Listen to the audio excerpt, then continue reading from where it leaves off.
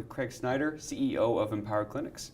Appreciate you stopping by and giving us your time today. Thank you for having us. Absolutely. So why don't we start off with, because I know when I first heard about your name, I'm thinking, well, who is this? I started looking into your company. There's actually a lot of interesting things you have going on.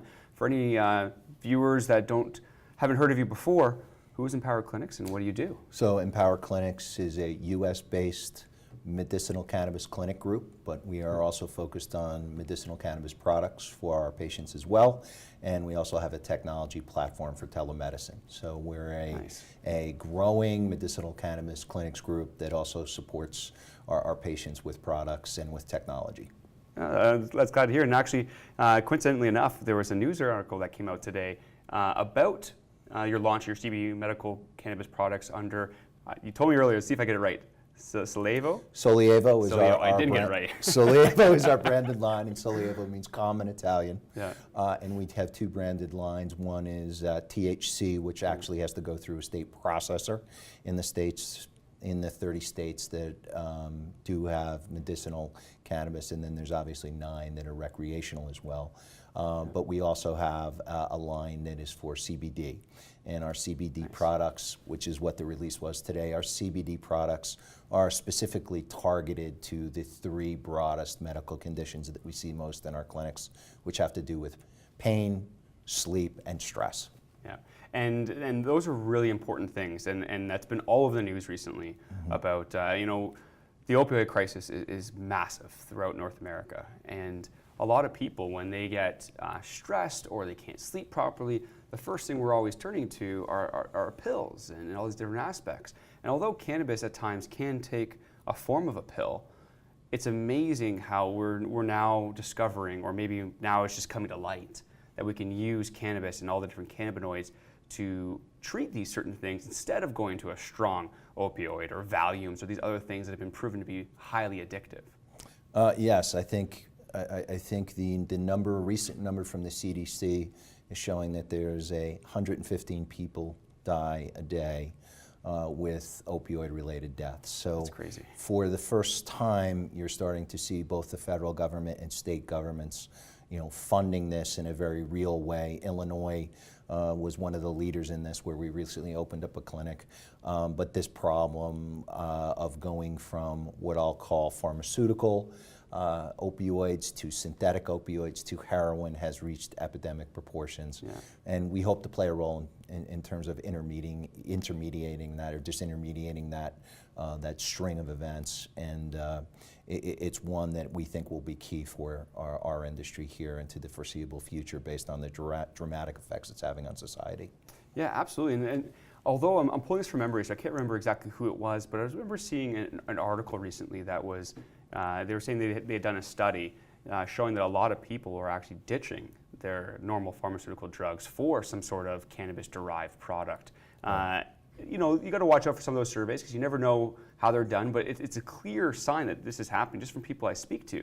The amount of people who had a handful of pills until they found cannabis one way or another, and now a plant that's grown in the ground, whether it be through CBD or whatever aspect of whatever cannabinoid, it's replacing all of those. I mean, that's a big deal, not just from a company standpoint where it's a great opportunity for you guys, but as a society, I think that's a really big deal to move away, because it's such a crisis, the opioid crisis, that is. Yeah, and it's a key, and I think one of the things that we are asked all the time is, why do people come see you at a clinic, or what value are you providing that my local physician can't provide?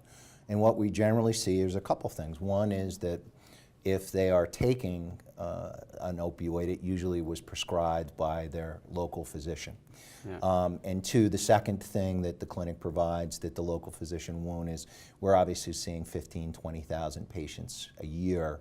And with that, we do understand for some of the unique and special conditions that people have, not only for pain, sleep, and stress, but in other conditions, the doctors are experienced in really understanding what is the appropriate dosage, what is the appropriate recommended ingestion method that they have seen provide the best efficacy for patients. So this is evolving, as you know, daily, weekly, monthly in the market. There are more and more products that are being beneficial to patients.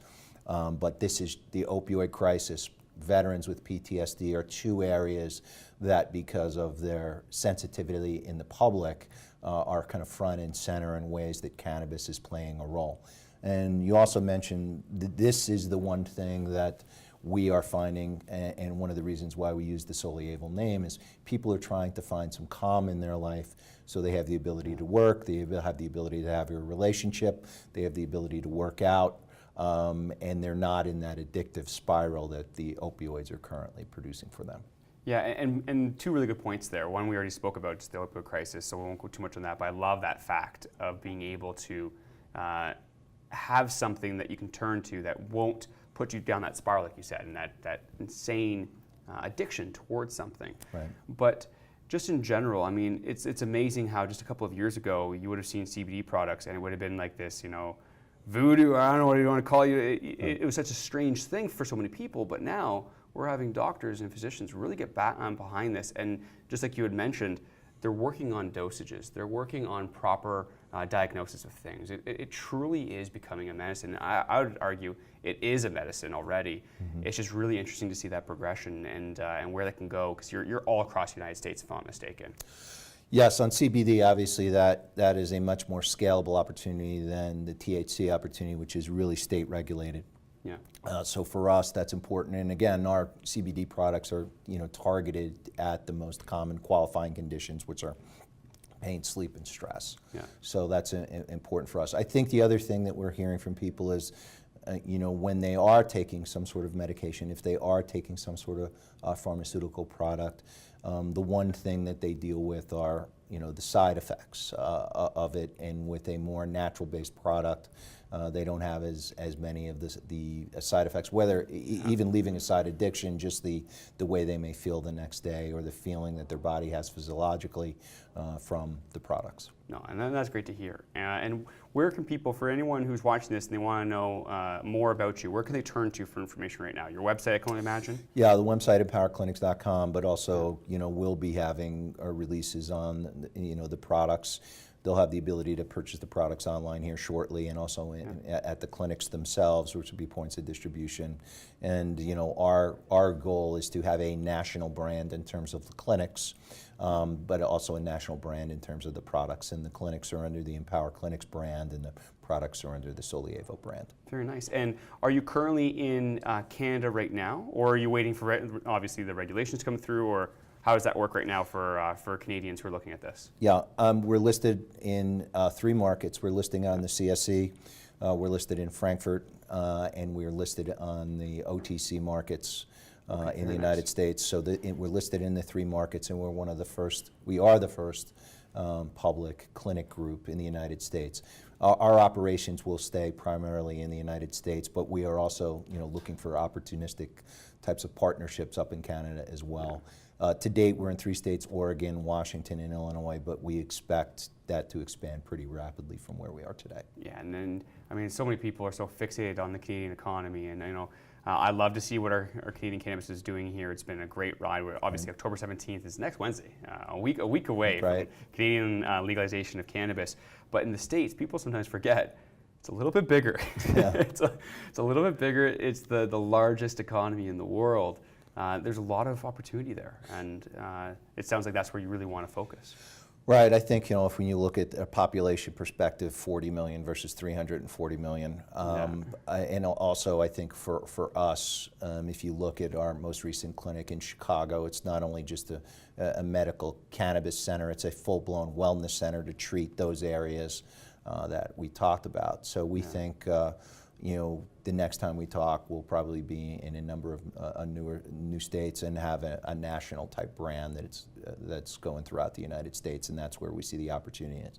In particular, in the 30 states that are currently medical, but as you know, there's still a large percentage of states in the U.S. that are not medical and not recreational. Yeah, and that's surprising to me. It's surprising and not surprising at the same times, but I can't see that being something going forward. You can really see the movement going. You can only hold it back for so long. I can imagine that'll continue to grow. I would think so, and I think so for 2 reasons. I think the first is that the social benefits are there. We're seeing drunk driving deaths drop in many of the states, violent crimes drop in many of the states, and the programs have been managed extremely well in the states where it's rolled out. So I think states that continue to roll it out we'll have models to work off, and it will only be better because they have a proxy for how to do it the right way in terms of how they grow and cultivate, how they process, and how they dispense, and how to handle all those licenses.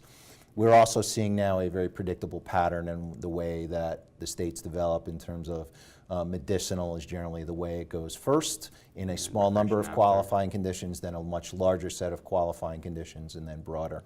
And then you can obviously see in Colorado, Washington, Oregon, California, the tax benefit that the introduction of medicinal cannabis and recreational cannabis is provided in those states.